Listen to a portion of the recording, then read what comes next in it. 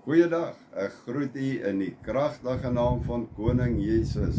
En dankie dat u ingeskakel het om na my te luister. En ek het weer die goeie nuus. Goeie nuus wat ons verkondig reg oor die wêreld. En mag hierdie woord vir u 'n blessing wees. Dis 'n reguit woord, maar ek glo dit sal baie van ons vrymaak.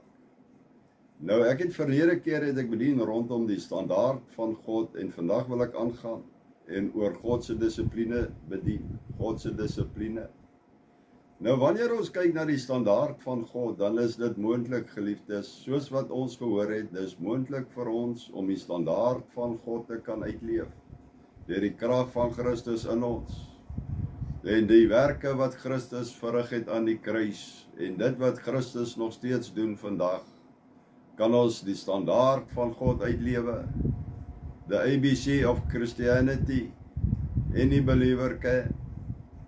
Nou, ek wil vandag aangaan, geliefdes, daar is soveel leuns en halwe waarhede, wat deur die eeue verkondig was, en nog steeds verkondig word, dat kinders van God dit aangeneem het as die waarheid. En dit laat my dink aan Goebbels, die minister van propaganda wat Adolf Hitler gehad het. En hy het gesê, as 'n leuen herhaaldelike kere oor en oor vertel word, dan sal mense later dit begin glo as die waarheid. Nou, in die teologiese skool het ons geleer, dat 'n kind van God het twee nature, 'n goddelike natuur en 'n sondige natuur. Nou, ek het dit geglo en ek het dit gepreek, maar ek glo dit nie meer vandag nie. As ek die Bybel bestudeer, het 'n kind van God net een natuur, en ons het God se natuur. En mense wat wil redeneer dat ons ook 'n sondige natuur het, sal vandag na Romeine 7 toe wil verwys. Maar hulle het vergeet dat Romeine 6 kom voor Romeine 7. En in Romeine 6 verduidelik Paulus vir ons, dat God het met die sondige natuur gedeel, hy het dit tot niet gemaak. Hy het die ouwe mens saam met Christus gekruisig. Daarom, ons het nie meer 'n sondige natuur nie, maar ons het 'n goddelike natuur. En Johannes leer dit vir ons baie duidelik, in 1 Johannes 3 vers 8 en 9, wat ek vanmôre vir ons wil lees. En ek lees vir ons daar, en ons lees en ons werk in die Amplified. Hy verhoog, hy verlig, hy versterk die woord. But he who commits sin, who practices evil doing, is of the devil, takes his character from the evil one. For the devil has sinned, violated the divine law from the beginning. The reason the Son of God was made manifest, visible, was to undo, to destroy, to loosen and dissolve the works the devil has done. Jy sien, geliefdes, die rede hoekom Jesus gekom het, he was manifested, sigbaar gemaak. Hy het gekom om die werke van die duiwel te vernietig. He came to destroy the works of the devil. He loosened it, he dissolved it, hy het dit ontbind. Jy sien, die duiwel het sonde na die mens toe gebring, maar Jesus het geregtigheid gebring. Die duiwel het siekte na die mens toe gebring, maar Jesus het gekom en genees. Die duiwel het armoede na die mens toe aangedra, maar Jesus het gekom dat ons oorvloed kan hê. So daarom het die seun van die mens verskyn. Dan in vers 9 skryf Johannes, no one born, begotten of God, deliberately, knowingly and habitually practices sin, for God's nature abides in him. His principle of life, the divine sperm, remains permanently within him, and he cannot practice sinning because he is born, begotten of God. So hier sien ons duidelik Johannes leer, dat ons het 'n goddelike natuur, en God se natuur is in ons. Daarom dan, ek het gevare gevind, wat kinders van die Here baie keer sal sê, terwyl God sê, ons het sy natuur in sy woord, dan sal hulle sê, nee, ek is maar net mens. Jy sien, nee, ek is nie net mens nie, ek is 'n mens, met God wat in my woon. Hulle sal sê, I am not perfect, just forgiven. Nou dan lyk dit vir my of hulle die standaard kan stel waar hulle wil. Hulle sal byvoorbeeld sê hulle is sondaars. Nou geliefdes, nêrens in die Bybel kry ek een skrif waar God sy kinders sondaars noem nie. So ons is kinders van God, ons het God se natuur en ons lewe God se natuur uit. Maar ons moet, terwyl ons saam met God 'n pad stap, kan ek my op een van twee paaie bevind. Jy sien, ek kan op 'n hoër pad stap of 'n laer pad saam met God. Op die hoër pad word ek gelei, ek wandel in die gees. Op die laer pad wandel ek in die vlees. Op die hoër pad is ek God gehoorsaam. Op die laer pad is ek ongehoorsaam. Op die hoër pad is ek verbind aan God se woord. God se woord is finaal, God se standaard. Maar op die laer pad bepaal ek my standaard. Op die hoër pad behoort ek aan God, op die laer pad is daar dinge van die wêreld in my. So daar's twee paaie en ek kan besluit op watter pad ek wil stap saam met God. En dit bring my vanmôre dan by hierdie skrif wat ek wil lees in 2 Korintiërs 6 vers 17 en 18. Jy sien, ek sien duidelik dat God wil graag hê ons moet op 'n sekere wyse lewe. En ek lees vir ons 2 Korintiërs 6 vers 17 en 18 uit die Amplified Classic Edition. En hier sê God, so come out from among unbelievers and sever yourself from them, say the Lord, and touch not any unclean thing. Then I will receive you kindly and treat you with favor. Sien, hier sien ons, God sê kom uit onder die ongelowiges. Nou geliefdes, dit beteken nie isolasie, soos wat die mormone dit doen nie. Jy sien, Jesus het hom nie geïsoleer nie. Hy het hom bevind tussen die sondaars, maar hy het nie gedoen wat die sondaars doen nie. Kom onder hulle uit, moenie aanraak wat onrein is nie, moenie meedoen wat hulle doen nie, moenie jou besoedel deur die wêreld nie, kom uit onder hulle. Jy sien, hierdie is die kondisie. En dan sê God, wat sê hy dan? Wat sal gebeur? As jy daai kondisie nakom, I will receive you kindly and treat you with favor. Kyk na dit, geliefdes. God sal jou met goedheid ontvang en hy sal jou beklee met guns. Hy sal jou behandel met guns. En dan gaan hy aan in vers 18. And I will be a father to you, and you shall be my sons and daughters, says the Lord Almighty. And I will be a father to you. Wat 'n wonderlike blessing. Wie wil graag God as 'n vader hê? Ek hou van die woord vader. En dan sê God, ek sal jou ontvang met goedheid, ek sal vir jou guns gee, en ek sal vir jou 'n vader wees. Jy sien, 'n vader, mense, gee om vir sy kinders. 'n Vader neem verantwoordelikheid vir sy kinders. En daar was tye gewees wat ek graag vir my kinders iets wou gedoen het, maar ek was nie by magte om dit te kon doen nie. Maar hier is God ons Vader, en God sê, hy is almagtig, hy sal vir ons guns gee, hy sal vir ons met goedheid ontvang. So ek en u moet afgesonder leef van die wêreld. Ons het 'n goddelike natuur ontvang. Jy sien, toe ek gebore is uit my natuurlike geboorte, het ek die natuur van my aardse vader gekry. Monkey see, monkey do.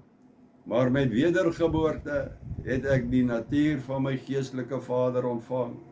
En ek lewe afgesonderd van die wêreld vir hom. En dan sal hy vir my 'n vader wees. Daarom hier is 'n baie duidelike waarheid, dat God wil hê ons moet anders te lewe, ons moet anders te wees. Nou, dit bring my uit by die 3 oordeele, waarvan die Bybel leer.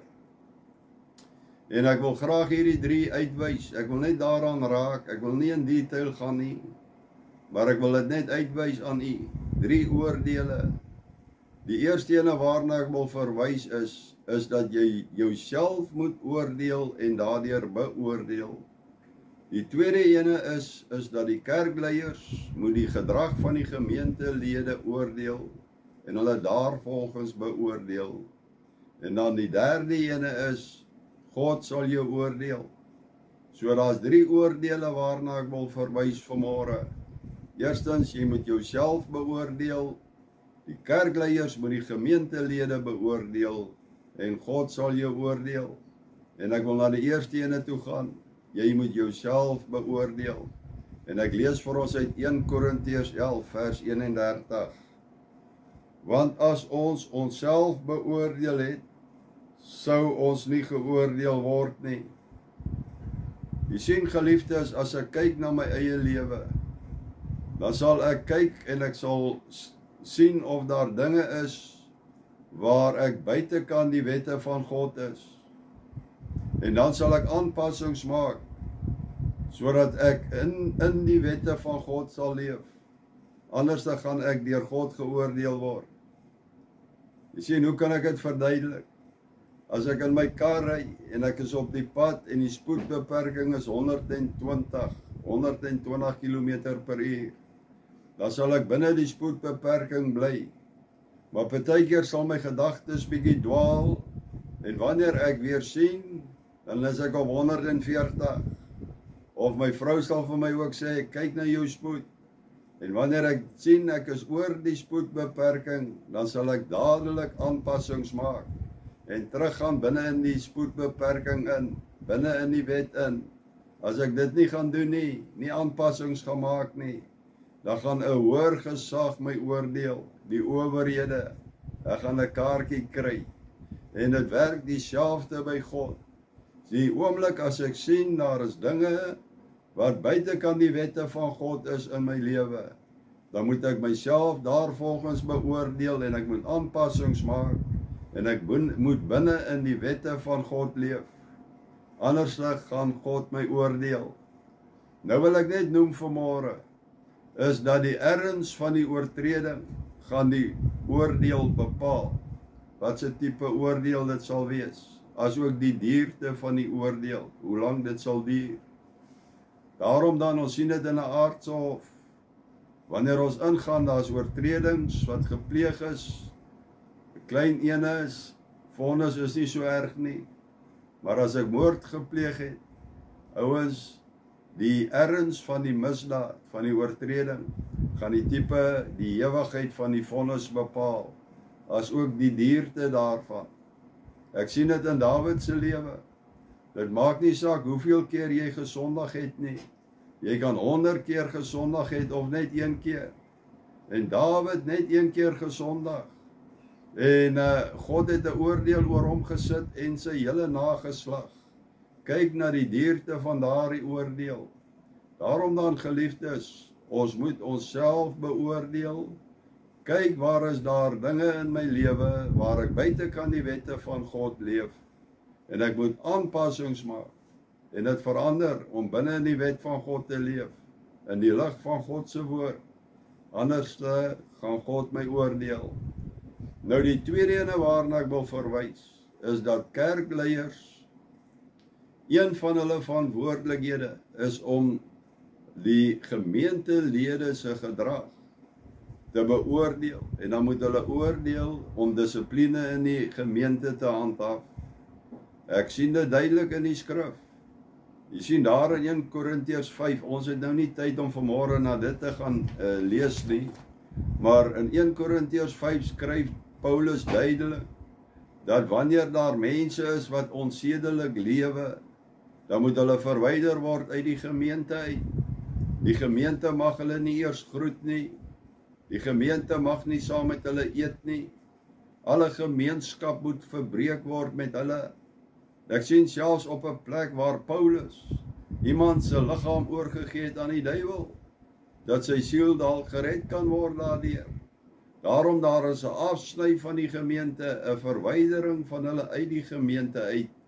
En geliefdes, kom ons gaan kyk wat sê Paulus. Hy skryf aan die gemeente in Thessalonika, ook van onordelikheid. En ons gaan lees 2 Tessalonisense, lees ons hoofstuk 3 vers 6. Kom ons gaan lees. Ons beveel julle broeders in die naam van ons Here Jesus Christus, dat julle onttrek aan elke broeder wat onordelijk wandel en nie volgens die oorlewering wat hy van ons ontvang het nie. Hulle moet hulle uit die gemeente uit verwyder. Die wat onordelijk wandel. Jy sien mense, hulle word afgesny van God en van God se beskerming. Die kerk bied 'n tipe van 'n beskerming aan u. En wanneer die kerk jou afsny, dan sny hulle jou af van God en sy beskerming. En hulle word afgesny. Mense, wanneer die kerk my nie mag groet nie, dan beteken dit God wil my nie groet nie. As die kerk nie saam met my mag eet nie, dan wil God nie saam met my eet nie. Daarom ons moet dit verstaan. Daar is 'n verantwoordelikheid waar die kerkleiers, die wat geestelik is, moet die werke, die gedrag van die gemeentelede beoordeel en hulle moet daarvolgens optree en die dissipline in die gemeente handhaaf. Hoekom, geliefdes? Want jy sien, die kerk verteenwoordig Jesus Christus. Ons moet wandel soos Christus. Die kerk is nie net 'n instelling nie, dit is 'n lewende organisme. Dis die liggaam van Christus. En die kerk is Christus op aarde. Daarom dan, daar is 'n oordeel, daar is dinge wat moet gebeur binne in 'n gemeente, sodat God se naam bewaar kan word en verheerlik word daardeur. Nou die derde ene waarna ek wil verwys, is dat God self sal oordeel. En ek lees graag vir ons daar in Hebreërs 12 vers 6. Want die Here tugtig hom wat hy liefhet, en hy kastei elke seun wat hy aanneem. O geliefdes, daar is mense wat dink dat hulle kan sondig en hulle kan aangaan, want daar is vergifnis vir hulle sondes. Dit werk nie so nie. Jy sien mense, ons lewe in 'n verhouding met God, met 'n lewende God, nie met 'n standbeeld nie, maar met 'n lewende God met wie ons in 'n verhouding staan. En wanneer ek sondig, dan rig ek skade aan daardie verhouding aan. Daar kan vergifnis wees, maar daar is skade wat veroorsaak word. Hoe kan ek dit verduidelik? Ek kan met my kar ry, ek kan buite die wette ry, ek kan die wet breek, ek kan jaag, en ek ry te vinnig om 'n draai, en ek ry 'n kind raak wat langs die pad gestaan het, en ek ry die kind dood. Nou ek kan na die kind se ouers toe gaan, en ek kan hulle om vergifnis vra, en hulle kan vir my vergifnis gee, maar die skade is gedoen. Dinge kan nie weer dieselfde wees soos wat dit voorheen was nie. En daarom mense dink, hulle kan aangaan in sonde, en vergifnis ontvang, en alles is net weer honkie-dorie. Maar dit werk nie so nie, geliefdes. God sal jou tugtig. Hoekom? Omdat hy jou liefhet. Nou die woord tugtiging is interessant. Dit beteken om te dissiplineer met die doel om te korrigeer. Dit beteken om te train, om af te rig en te leer. So dis nie afbrekend nie, dis opbouend. Dis tot jou voordeel.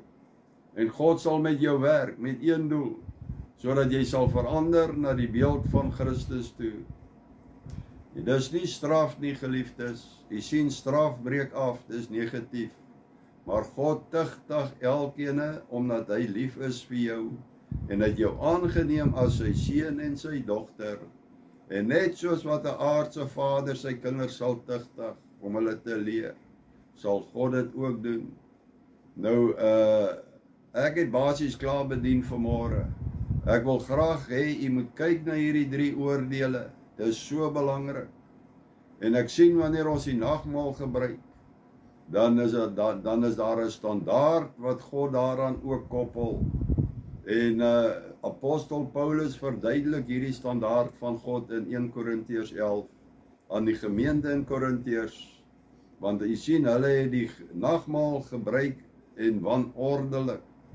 Jy sien, dit het gegaan oor hulle vleeslikheid, selfsugtigheid, oor dit wat hulle kan eet en hoeveel hulle kan eet. En daai dergelike dinge, terwyl hulle nie raak gesien het waaroor gaan die nagmaal werklik nie, En Paulus verduidelik daar hoe die heilige nagmaal gevier moet word. Want die nagmaal is heilig. Dit gaan oor Christus, om eer aan Christus te bring. En ek gaan vir ons lees uit 1 Korintiërs 11 uit vanmôre, en ons lees daar vanaf vers 24.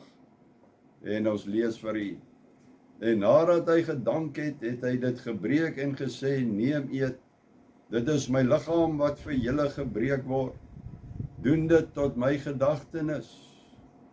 Net so ook die beker na die ete, met die woorde, hierdie beker is die Nuwe Testament in my bloed. Doen dit so dikwels as julle daaruit drink, tot my gedagtenis. Sien, dit gaan oor Christus. Want so dikwels as julle hierdie brood eet en hierdie beker drink, verkondig julle die dood van die Here, totdat hy kom. Verkondig ons die dood van die Here, totdat hy kom. Maar die mense moet hom beproef, vers 28, en so van die brood eet en uit die beker drink. Want wie op 'n onwaardige wyse eet en drink 'n oordeel oor homself, terwyl hy die liggaam van die Here nie onderskei nie. Daarom is daar onder julle baie swakkes en sieklikes, en 'n aantal het ontslaap. Want as ons onsself beoordeel het, sou ons nie geoordeel word nie. Maar as ons geoordeel word, word ons deur die Here getuigtig, sodat ons nie saam met die wêreld veroordeel mag word nie. Jy sien, geliefdes, hier sien ons 3 opsies. Jy beoordeel jouself, en jy neem die regte oordeel, en jy kom tot bekering. Jy maak die regte oordeel, deurdat jy jou reg beoordeel het, en jy kom tot bekering. Dis die eerste opsie. Die tweede opsie, jy beoordeel jou nie, en God tuigtig jou, en jy kom dan tot bekering. En die derde opsie is, jy beoordeel jou nie, God tuigtig jou, en jy kom nie tot bekering nie, en dan sal jy saam met die ongelowiges geoordeel word, of veroordeel word. Jy sien 3 opsies, dis elkeen is sy eie verantwoordelikheid, om hulle self te beoordeel. En as jy jouself beoordeel het, dan beteken dit jy neem Jesus Christus aan. Nie net as jou verlosser nie, maar ook as die koning van die konings, jou Here van die Here. Daarom dan, geliefdes, wanneer ons nagmaal gebruik, moet ons verstaan, dit gaan oor Jesus Christus. Ons bring eer aan hom, en mag ons gehelp word, dat die Here verheerlik sal word, en dat ons nagmaal sal gebruik, tot eer van sy naam. En mag ons so lewe, dat Jesus verheerlik sal word, deur ons lewens. Kom ons bid saam. Vader, baie dankie dat ons nagmaal kan gebruik. Dankie vir die feit dat Christus die prys betaal het vir ons sondes, dat hy gekom het om die werke van sonde, armoede, siekte te verbreek, dat hy gekom het om ons te kan versoen met ons hemelse Vader, en dat ons daai voorreg het om saam met U 'n pad te kan stap. Dankie Here dat ons hierdie geleentheid het om eer aan hom te kan bring, aan Jesus Christus, wat vir ons gesterf het, wat sonde vir ons gemaak was, sodat ons sy geregtigheid kan ontvang, en in staat gestel het om in geregtigheid te kan wandel. Dankie daarvoor, Vader. Daarom kom al die eer hom toe, en wanneer ons hom eer, Here, beteken dit hy is prioriteit van ons lewe. Dit beteken hy is die koning van ons hart. Dit beteken hy is die finale gesag. Dit beteken ons gehoorsaam hom. Dit beteken die woord van God is die hoogste gesag in ons lewens. Dit beteken dat ons God liefhet met ons hele hart, siel en verstand, en ook ons naaste soos onsself. En ons dankie daarvoor in Jesus se naam. Geliefdes, u kan vandag nagmaal gebruik. Maak seker, beoordeel u self, kyk of Jesus die Here is van jou lewe. Kyk of jou verhouding met God reg is, as ook jou verhoudings met mense. dat jy nie met bitterheid rondloop in jou hart nie, dat hy nie dalk onvergewensgesindheid is in jou nie, maar dat jy sal dit beoordeel en tot bekering kom, en saam met God stap, en sy standaarde sal uitlewe. Die Here seën u op u wandel saam met hom, en mag dit net gaan na hoër en verder aan die Here. 'n Geseënde week, en terwyl u na die musiek luister, gebruik u nagmaal, want Jesus Christus het verseker dat ons vandag versoen is met ons hemelse Vader, en dat ons sy kinders is, en laat ons lewe soos die kinders van God, afgesonderd van die wêreld, raak niks aan wat onrein is nie, ons lewe vir God. Shalom.